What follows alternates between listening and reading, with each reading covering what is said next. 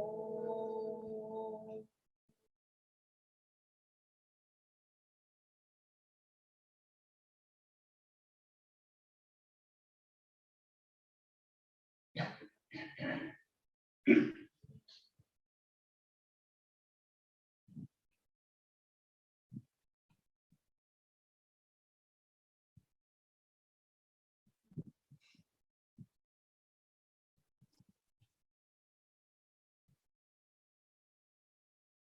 ये जो शरीर काया है मनुष्य की, वो एक क्षेत्र है।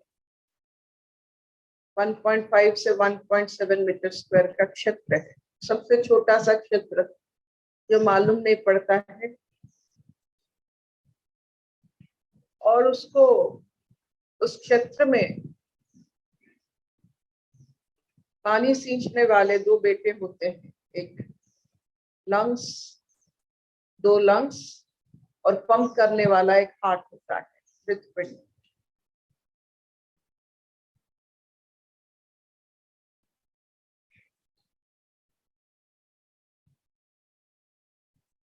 ये दोनों भाई जब पंप से पूरा शरीर में ऑक्सीजन फैलाते हैं और यह हार्ट ये पूरा क्षेत्र को भिगो देता है,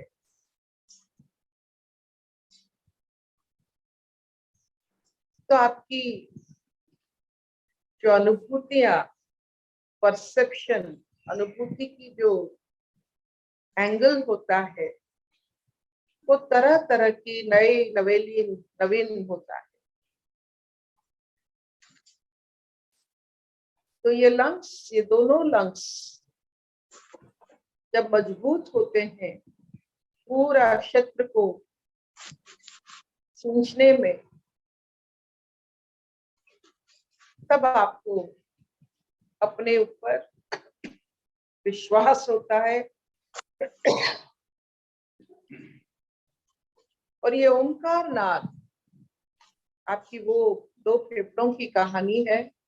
स्थूल स्तर में जितना हेल्दी लंग्स होगा, उतना आपका ब्रेथ होल्डिंग मतलब सांस आप रोक सकते हो। जितना आप सांस रोक सकते हो, ओंकार नाद का वो जो अवधि होता है वो बढ़ता है।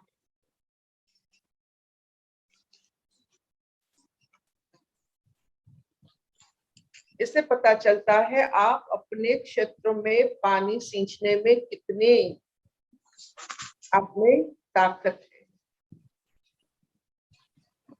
तो ये ओंकार नाद आपकी स्थूल शरीर, सूक्ष्म शरीर और अनंत भाव से जुड़ा हुआ होता है। तो सुनते हैं आज फिर नचिकेता की कथा स्वागता जी से। हरिओम अर्पिता। सभी योगियों को मेरा प्रणाम। हरिओम। हरि। तो आज पढ़ेंगे कठोपनिषद का 12वां श्लोक। तो पिछले श्लोक के बाद एक प्रश्न से शुरू होता है ये प्रसंग, तो वो प्रश्न पहले पढ़ती हूँ। प्रश्न ये है, यदि पुरुष के प्रति गति है तो वहां से आगति यानी लौटना भी होना चाहिए। फिर जिसके पास से फिर जन्म नहीं लेता, ऐसा क्यों कहा जाता है? मैं एक बार फिर से प्रश्न पढ़ती हूँ। यदि पुरुष के प्रति गति है तो वहां से आगति यानी लौटना भी होना चाहिए। फिर जिसके पास से फिर जन्म नहीं लेता, ऐसा क्यों कहा जाता है? तो उत्तर ये है, ये दोष नहीं है, क्योंकि सबका प्रत्यगात्मा होने से आत्मा के ज्ञान को ही उपचार से गति कहा गया है, तथा इंद्रिय, मन और बुद्धि से आत्मा का परत्व प्रदर्शित कर उसका प्रत्यगात्मत्व दिखलाया गया है, क्योंकि जो जाने वाला है वह अपने से पृथक अनात्मभूत एवं अप्राप्त स्थान की ओर ही जाया करता है। इससे विपरीत अपनी ही ओर नहीं आता जाता। इस विषय में संसार मार्ग से पार होने की इच्छा वाले पुरुष मार्ग रहित होते हैं इत्यादि श्रुति भी प्रमाण है, तथा आगे की श्रुति भी पुरुष का सबका ही प्रत्यगात्मा होना प्रदर्शित करती है। अगला श्लोक, आत्मा सूक्ष्म बुद्धि ग्राह्य है। एष सर्वेषु भूतेषु गूढ़ोत्मा न प्रकाशते दृश्यते त्वग्रयाय बुद्धया सूक्ष्मया सूक्ष्मदर्शिभिः। संपूर्ण भूतों में छिपा हुआ ये आत्मा प्रकाशमान नहीं होता।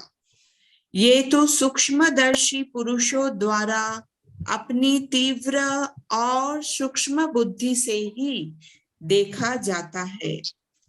ये पुरुष ब्रह्मा से लेकर स्तंभ पर्यंत संपूर्ण भूतों में गूढ़ यानी छिपा हुआ दर्शन, श्रवण आदि कर्म करने वाला तथा अविद्या यानी माया से आच्छादित है। अतः सबका अंतरात्म स्वरूप होने के कारण आत्मा किसी के प्रति प्रकाशित नहीं होता।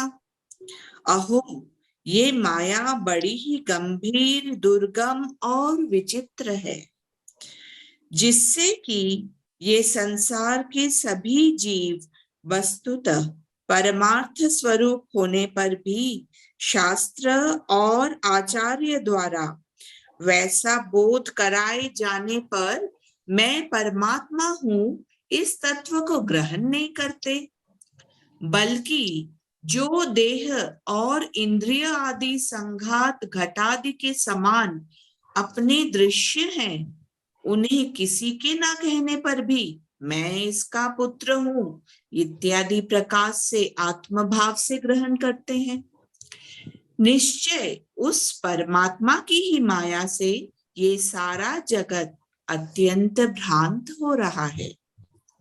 योग माया से आवृत हुआ मैं सबके प्रति प्रकाशित नहीं होता, ऐसा ही यह स्मृति भी है। तो प्रश्न ये है, किंतु उसे जानकर पुरुष शोक नहीं करता। ये द्वितीय अध्याय प्रथम वल्ली चतुर्थ श्लोक में पढ़ेंगे। उसे जानकर पुरुष शोक नहीं करता, वह गुण आत्मा प्रकाशित ज्ञात नहीं होता। ये तो विपरीत ही कहा गया है। आंसर ये है, ऐसी बात नहीं है। आत्मा अशुद्ध बुद्धि पुरुष के लिए अविज्ञेय है, इसलिए कहा गया है कि वह प्रकाशित नहीं होता।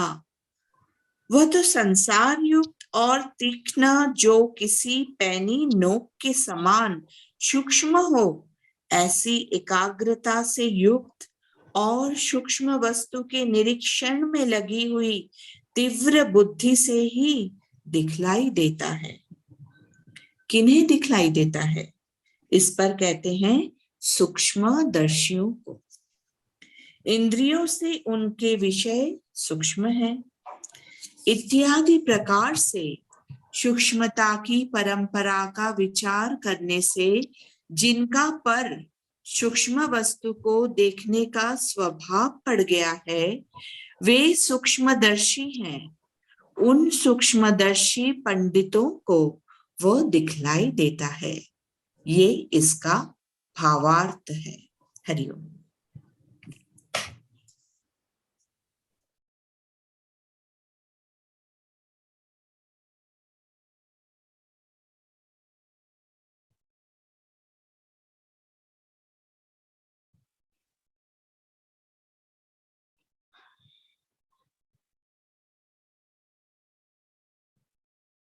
ये जो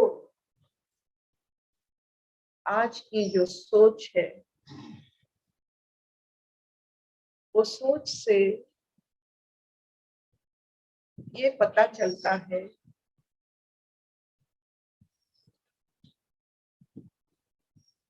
सबका एक गति और स्थिति होता है।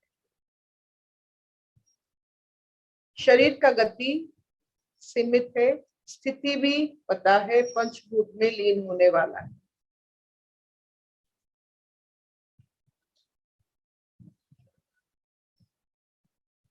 और जो ये धरातल और पंचभूत तक सीमित नहीं है, असीमित है, उसका गति है, उसका अगति नहीं। शरीर का गति अगति हो सकता है, लेकिन आत्म भाव का अगति नहीं हो सकता।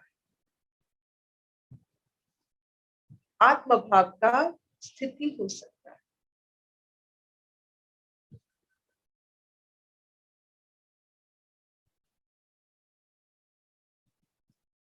तो हर एक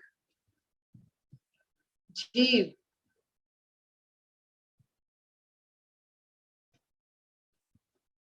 जो सूक्ष्म चेतना से भरा हुआ है, हर एक चर अचर सब सूक्ष्म चेतना से भरे हुए हैं।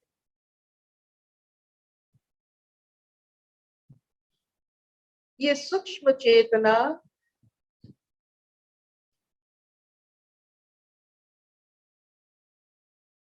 एक ऐसा स्थिति है कि ये स्थिति में हम जब प्रतिष्ठित हो जाते हैं, जो जीव का मतलब जो नहीं रहेगा आपके साथ, जो आवाज नहीं आ रही। आवाज नहीं आ रही है? आ रही है, आ रही है। आराम आराम से। अगर हम सूक्ष्म स्थिति में रहते हैं तो स्थूल स्थिति आवाज नहीं आ रही है पिताजी। अच्छा नहीं, अच्छा। आपका कुछ खराब होगा, आवाज आ रही है सबको। आ रही है आवाज, आ रही है। आपका दोबारा लगन पर और एक बार कर लीजिए, देखिए।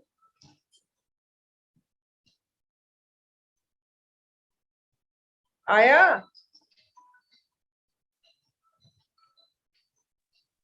नहीं आ रही। तो एक बार आप फिर डिलिंक करके फिर ज्वाइन कर लीजिए।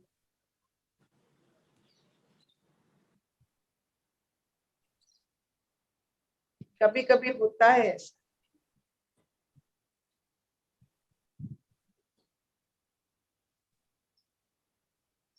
शुरू करें? जी अर्पिता, शुरू। जब हमारी स्थिति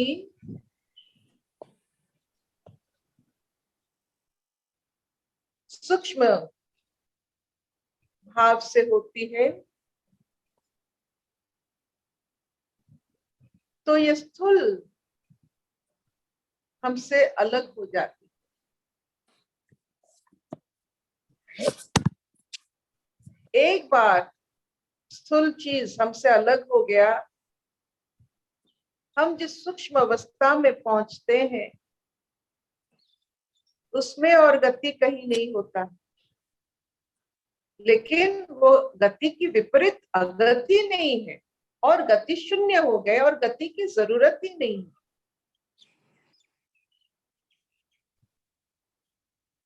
जब तक स्थूल भाव हमसे जुड़ी होती है तब से हमको जरूरत है गति की। हम गति की वजह से ये स्थूल चीज हमसे छूटती है। आपने रॉकेट देखा कितना बड़ा होता है, लेकिन छूट छूट के जब वो अपने लक्ष्य पर जाता है बहुत छोटा सा उसका अंश लक्ष्य पर जाता है और सब छूट जाता है एट डिफरेंट स्टेजेस। तो हम देखिए, पहले जब हम शुरू करते हैं अपना जीवन, हमको कुछ पता नहीं होता है, वी नो नथिंग। तो इसीलिए बहुत मतलब आप आहिस्ता आहिस्ता देखो कि आपका मन यहाँ लगा है, आपका भाव वहां लगा है, आप जैसे एक विकटाल रूप हो गए हो, यहाँ वहां लगते लगते कोई आपका आकार ही नहीं होता। इसका मतलब आप निराकार नहीं हो, you are in a grotesque form. शायद आपका कोई मतलब you are not a sculptured entity. आपका यहाँ वहां लगने से, यहाँ वहां भाव रहने से आपका जो स्थूलता पृथुलता वो बहुत बड़ा होता है। जब हम शुरुआत करते हैं, आहिस्ता आहिस्ता ज्ञान की वजह से स्थूलता छूटती है, गति बढ़ती है। ये गति जितना बढ़ता है उतना स्थूलता छूटता है। जब तक आत्म भाव से आ जाते हैं, गति की कोई जरूरत नहीं, पहुंच गए, गति जरूरत नहीं, स्थूलता छूटी, सूक्ष्मता का अनुभव हुआ, चारों तरफ हम ही हम है, किसी से कंपटीशन नहीं, किसी से दौड़ना किसी से नहीं है, बस एक ऐसा जो कहते हैं स्वाधीन अवस्था, ऐसा स्वाधीन अवस्था, ऐसा मुक्ति की अवस्था जो सब पा सकते हैं। ये सबके लिए, जैसे पहले जमाने में पढ़ाई सबके लिए नहीं था, आज सबके लिए पढ़ाई है। जब कलियुग में सब यही प्रयत्न करें तो सब स्वर्ग, अब ये स्वर्णिम युग में जाएंगे, सत्य युग में जाएंगे। ये सबके लिए, ये सबको लेकर सत्य बनता है।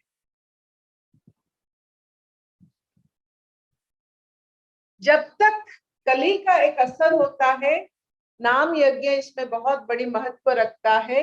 इसमें हर व्यक्ति सत्य युग को जाने के लिए फिट है। कली में देखिए, ये सबसे बड़ी मजेदार बात,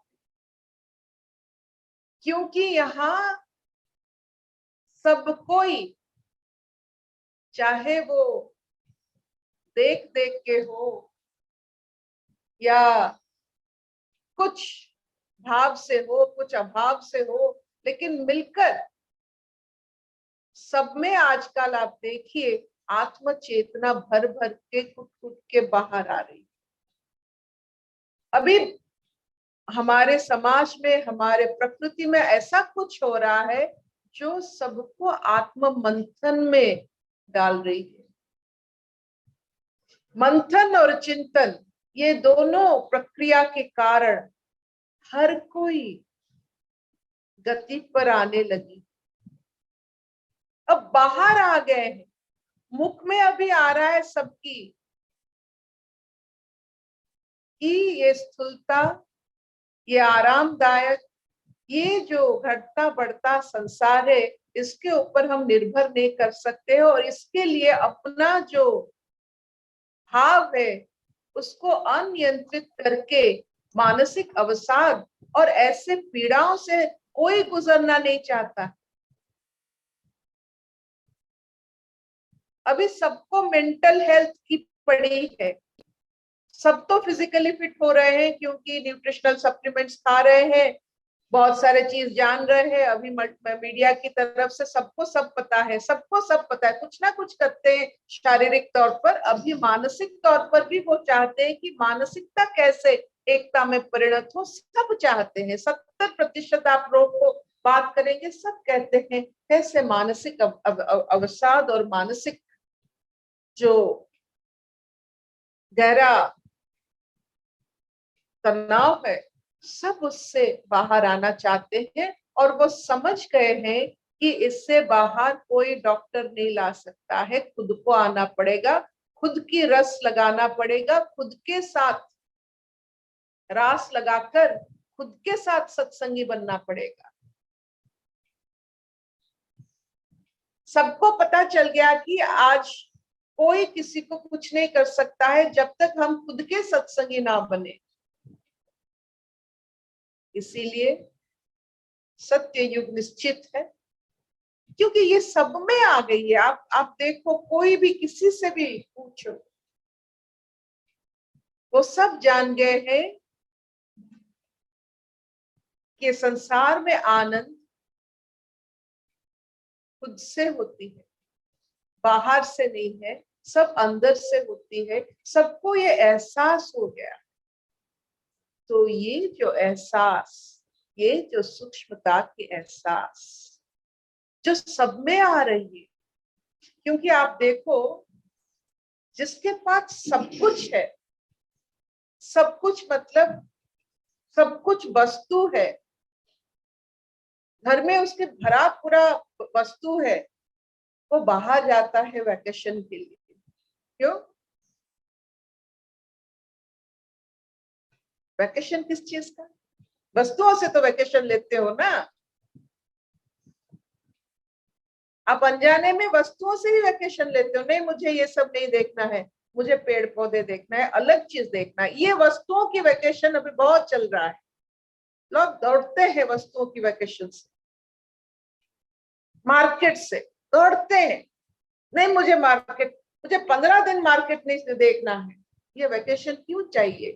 क्यों हो रहा है? सब वैकेशन आप देखो लेते हो सिर्फ ये वस्तुओं से अलग होने के लिए। सर में सर दुखता है, इसको संभाल कर, उसको पोंछ कर, उसके ऊपर मतलब जितना हम समय बिताते हैं, हमको पता चल गया कि इसका कोई मायने नहीं है। क्यों ना आंख बंद कर दे और ये वस्तुओं से हमें छुटकारा मिले और एक ऐसे सूक्ष्म तत्व से हम जुड़ जाए जिसके बाद हमारे ऊपर और कुछ असर नहीं पड़ता है। हमारा दिमाग की हालत मानसिक संतुलित अवस्था रहता है। सबको पता चल गया है कि सूक्ष्मता से मानसिक संतुलन बढ़ती है। सबको पता चल गया। और जिसको पता नहीं चल रहा है वो भी पता चल जाएगा। Everyone will know. किस चीज को जानेंगे? कि ये सिर्फ एक ट्रिक है।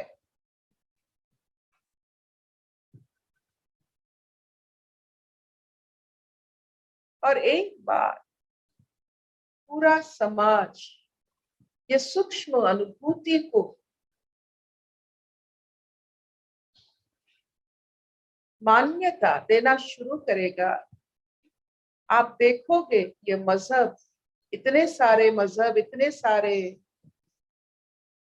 जो लैंग्वेजेस हैं, ये सब it will culminate into silence. सब सबको आदर करने लगे।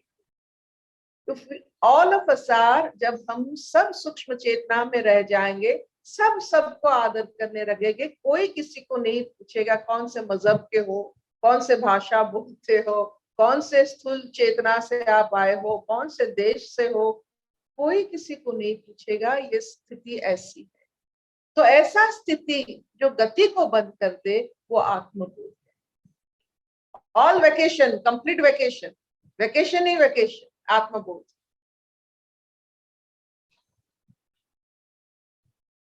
घर से हम बाहर जाते हैं, वैकेशन बोलते हैं। अभी स्थूल से सूक्ष्म पर जाएंगे तो क्या वैकेशन?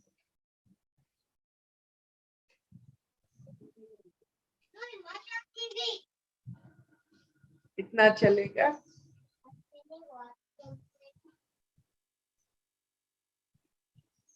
जी दीदी चलेगा। शब्दानी चढ़ेगा। हाँ मामा।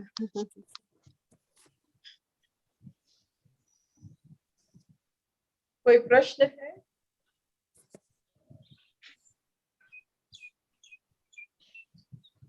तो आज का टैगलाइन बहुत अच्छा बना कि सूक्ष्म चेतना ही वैकेशन है, ट्रू वैकेशन।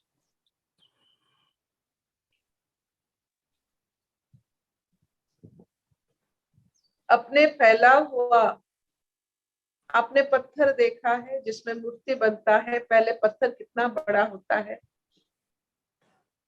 तो मूर्ति बनाने के लिए जो चीज जरूर, जो पत्थर जरूरी नहीं होता है उसे हटाया जाता है, जरूरी जो नहीं है उसे हटा हटा कर एक फॉर्म बनता है, सुंदर सा फॉर्म। नेति नेति करके एक आकार बनता है, नेति नेति करके एक निराकार बनता है। नहीं चाहिए, नहीं चाहिए, नहीं चाहिए, नहीं चाहिए, नहीं चाहिए, तो नहीं चाहिए तो वेकेशन हुआ ना।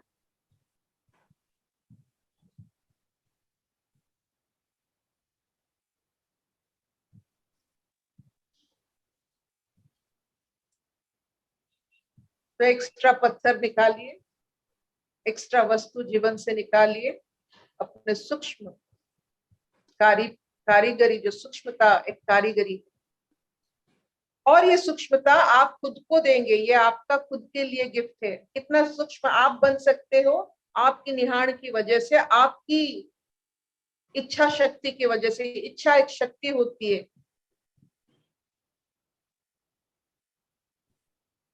आप पत्थर बनना चाहते हो, मूर्त बनना चाहते हो, कारीगर बनना चाहते हो, या आपकी मर्जी। खुद को देखो, खुद से सत्संग लगाओ। सूक्ष्मता की जो गहराई तो नहीं कह पाएंगे, सूक्ष्मता की जो अनुभूतियां हैं, लगन लगाओ उससे और देखो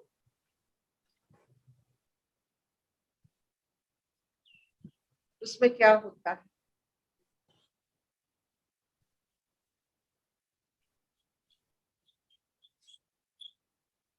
अशतो मां सद्गमय तमसो मां ज्योतिर्गमय मृत्युर्मां अमृतंगमय। सर्वे सुखिनः सन्तु, सर्वे सन्तु निरामया, सर्वे भद्राणि पश्यन्तु, मा कश्चित् दुःखभाग् भवेत्। ओम शांति शांति शांति।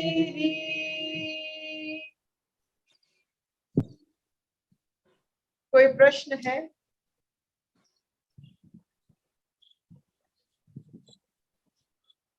कुछ कहना है आपको?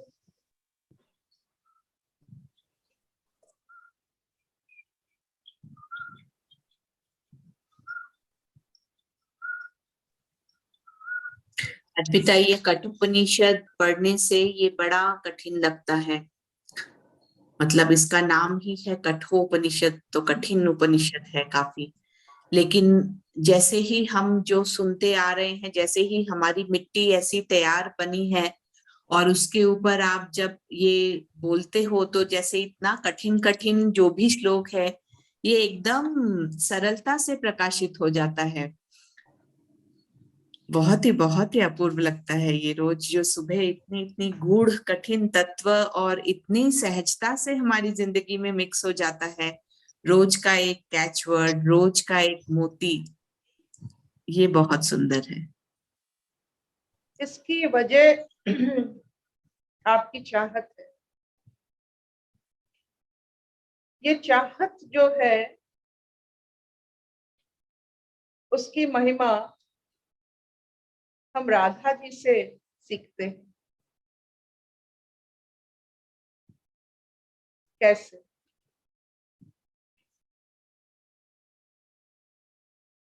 कृष्ण एक ऐसे अनोखे व्यक्तित्व है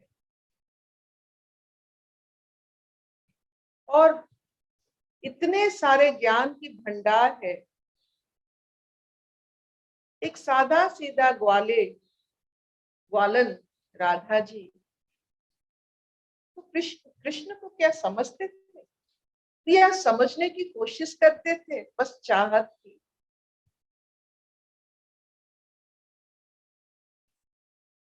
ग्वालन की ग्वाला राधा कृष्ण की कहानी है। तो ये जो हम में जो चाहत है, बस चाहत, ना विश्लेषण करने का चाहत है, ना कुछ इससे लेकर कहीं उसे व्यवहार करने की, ना अपने गारिमा बढ़ाने की कोई इच्छा है, बस ज्ञान का चाहत। जब ये चाहत निर्मल रहता है, धैर्य पूर्वक, एक जैसे हमारा ईमान बन जाता है। This is our concept of ईमान, मतलब आप आवर ट्रूथफुलनेस। ये चाहत जब हमारी ट्रूथफुलनेस बन जाती है, सत्यता से हम चाहते हैं, ज्ञान को चाहते हैं, अनुभव करना चाहते हैं, आत्मबोध को बहुत पास से निहारना चाहते हैं, यही चाहत हमें राधा बनाती है। आप नहीं समझ पाओगे कृष्ण के संग क्यों राधा खड़ी है, उनकी चाहत के कारण। नो कॉम्प्लिकेशन, उन्होंने किसी के साथ कंपटीशन नहीं किया, कोई औहदे के लिए नहीं, कोई किसी के लिए नहीं, वो अपने चाहत में मजबूत है। बस आप अपने चाहत में मजबूत रहिए, आपके लिए सब सहज हो जाता है। If you compete, it is difficult. If you don't compete, it is easy. Radha ji कभी किसी के पत्नी नहीं बने, राधा जी कोई पोस्ट नहीं लिए, राधा जी कुछ नहीं लिए। समझिए, कोई इच्छा वासना कुछ नहीं है, लेकिन चाहत है। आजकल में ये हो सकता है? बिना कुछ मिलने की आस में आप चाहत रख सकते हो?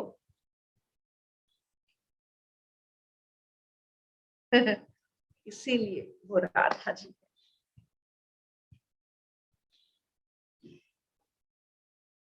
Bye bye bye bye bye bye.